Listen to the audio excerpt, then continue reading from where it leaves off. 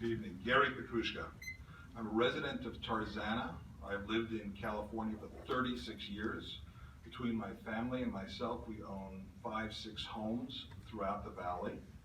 I'm totally against this BMO. It doesn't make sense. We should leave things as they are. My homes will reduce in value.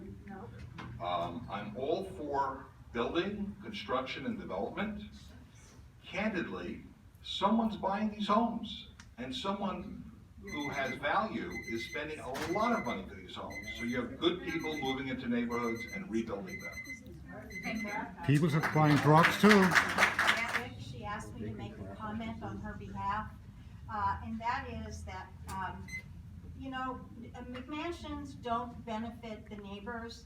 They take away the adjacent homes' property value, their enjoyment of their own home.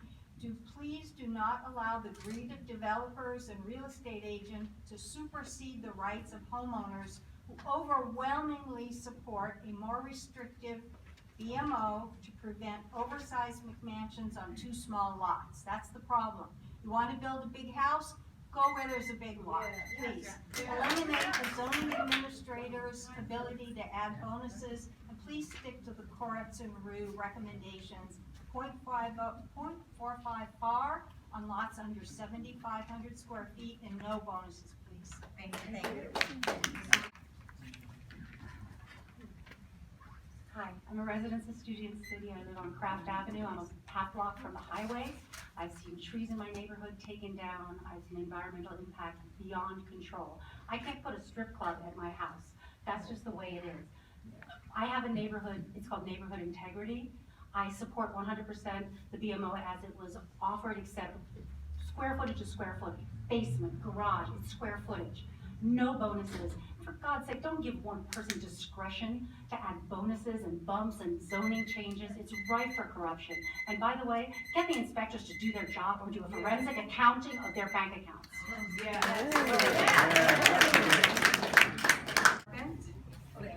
there. Sorry.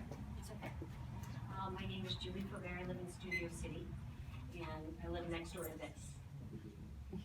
It glows like a UFO at night, literally, and that's what we refer to it. We have an ordinance that says that there's not supposed to be a balcony in the back of one of these, and yet there is one, and they got a permit for one. I don't know how they did that. They raised the elevation 3 feet. No one can tell us if there's permits for that or if it's been waterproofed or anything about this house.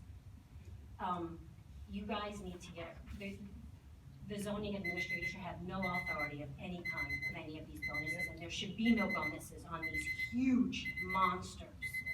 Thank you.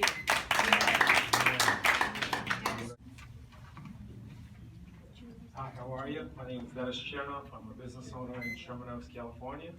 I'm the generation that buys these big homes. I'm the generation that pays the highest taxes. I'm the generation that pays the highest property taxes, income taxes, and I'm the generation that will support this community going forward.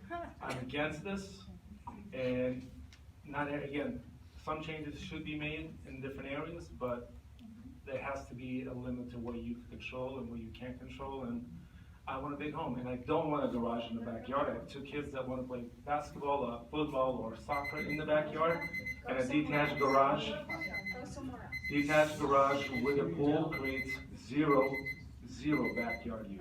Thank you.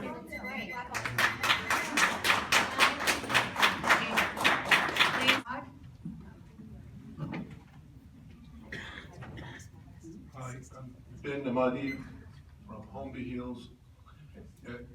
Different rules and regulations should apply to different neighborhoods, should adopt different zoning rules. You cannot treat a 7,500 square foot lot, which I totally agree that they shouldn't allow huge homes to be built in this neighborhood to ruin it, but you cannot apply the same rule and regulation for a 100,000 square foot lot that is surrounded by all woods and it doesn't affect anyone. And you should allow, as long as you don't move any dirt, export or import, you should allow it to be used on the same lot.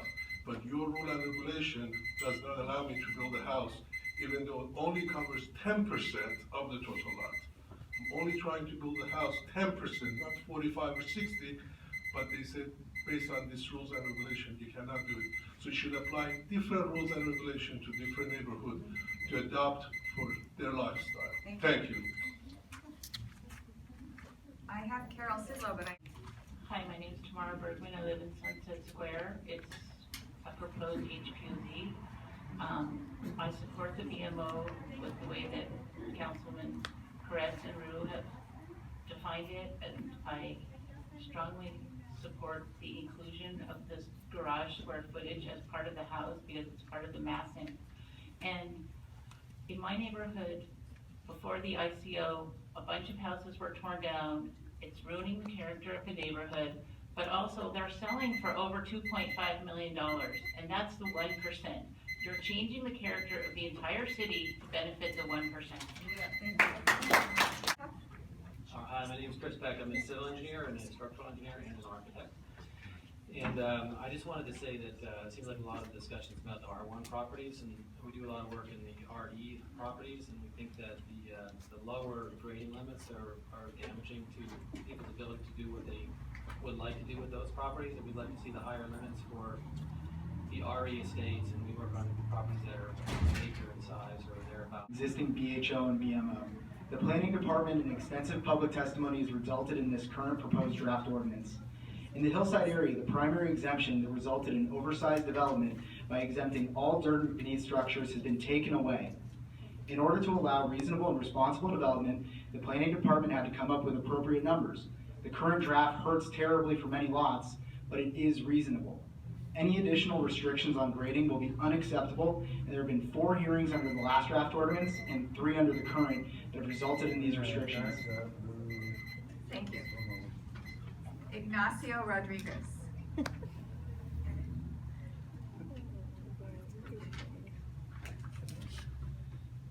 Hi, my name is Ignacio Rodriguez. I am a registered architect. I am against the ordinance. There are 3 items I would like to address. Item number 1 is square footage in the R1. The approach is incorrect because the house that will be built there will still be massive. It would just be in the front half of the lot, which is where everybody else's house is, and cast a lot of shadow, exactly what everybody's against. The way that grading is being tackled is incorrect because you guys are addressing grading rather than import and export. You need to address how much yardage is leaving the site and coming into the site and encourage homeowners to balance on site. And the last thing is, I think you guys should actually hire design professionals to help you guys not just write this code, but actually do some case studies so you understand what you're approving, so that actually everybody on this side of the table is happy as well as on the other side. Because I think there's a happy medium here, and the way we're approaching it is completely incorrect. All we're doing is putting a Band-Aid on a massive problem. All right, thank you. Dean Larkin.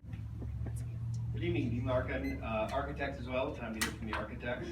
I object strongly. I'm a native Angelino, I live in Laurel Canyon, and just as I'm hearing from the folks on the BMO side, I really object to the one-size-fits-all treatment, the BHO. The same rules shouldn't apply to a 2-acre lot off Sunset that's been built on before to a virgin piece of land off Mulholland, yet it does. And it really restricts my ability as a design professional to do thoughtful work. And lastly, I want to echo balancing the grading. Detached grading and hauling, they're separate altogether. Thank you. Thank you. Marcia Fisk. Actually, it's Maria Fisk, resident of Old Granada Hills. I'm firmly opposed to this ordinance as revised, and I strongly urge you to reconsider the original draft and revision as written by Beverly Grove homeowners.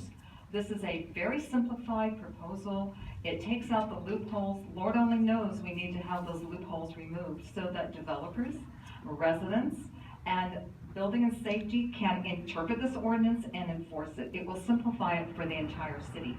Furthermore, I urge you to get this ordinance done now before we code LA, and also to keep the provision of the RFA district. Thank you. Thank you. I'm Dick Black, and I've written many articles in Mansionization for City Watch, and I encourage everyone here to go to City Watch to follow these issues. My organization, the Beverly Wilshire Homes Association, worked closely with Council District 5 to prepare the motion that was unanimously adopted by the City Council. It was very simple. It made 2 points. The baseline Mansionization ordinance was flawed and counterproductive because of its loopholes, and the Department of City Planning was instructed to remove all loopholes that promoted Mansionization. It's a very simple job, and that's what the Planning Department needs to do. Thank you. Good evening. Thank you all for being here and listening to our comments.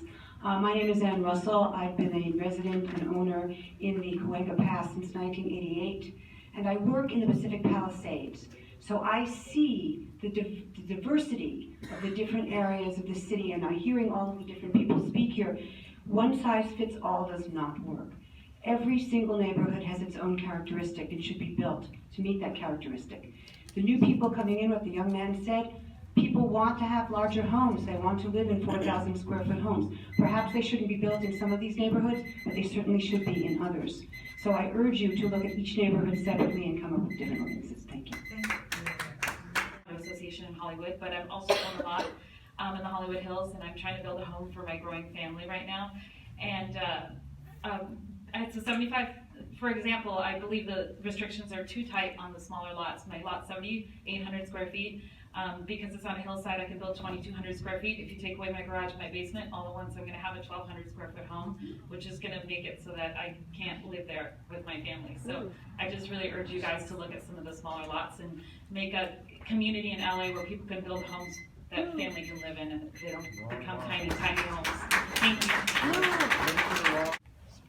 Hi, my name is Mayor Kroll and I live in District 5. I'm here to oppose the proposals of any more restrictions. I believe that it's totally unconstitutional and that it affects people's property rights that pay money at current value for their homes. I also believe that the idea that this is a homeowners versus a developer situation is a total fallacy.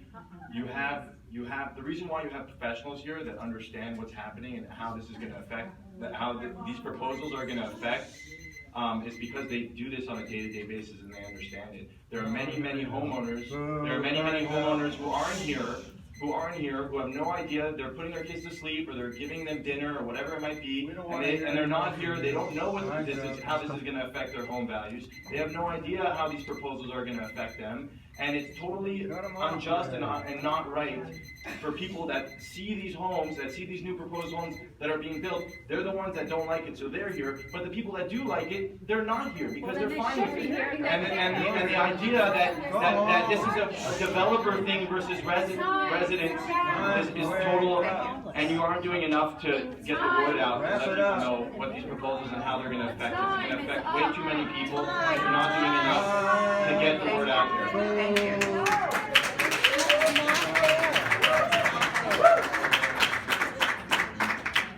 Okay, are there any other speakers that haven't filled out a card?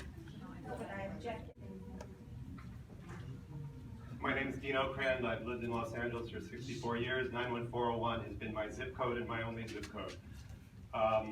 No one's brought up the issue of how much energy is used to maintain these homes. A 4,000 square foot home needs a lot more energy to cool down in the San Fernando Valley, say, than a 1,500 square foot home that I grew up in. I'm a perfectly normal human being. Living with an extra 2,500 square feet would not make my life any better. But losing all that energy in the world that we live in now does hurt my and my children's lives. These houses consume too much natural resources. They tear down trees, and they don't put the much needed oxygen in the atmosphere, and the carbon that this extra energy is creating is not being consumed by the trees. Thank you very much. David, principles is ludicrous. If you take that logic, then we should have no zoning at all. I should be able to put up a liquor store on the corner of Bel Air and Woodbridge in Studio City, because after all, that's about property rights. I am a victim of 3 monster mansions, one right next to each other. One is directly behind my house. My neighbor on the other side has put up a 12-foot fence to protect his children from being spied on by this overly large monster house. Thank you. I'm going to keep it very brief. Our office just wanted to thank the planning staff for holding these series of board meetings and also for the community coming out and giving their opinion since the new revised draft was released.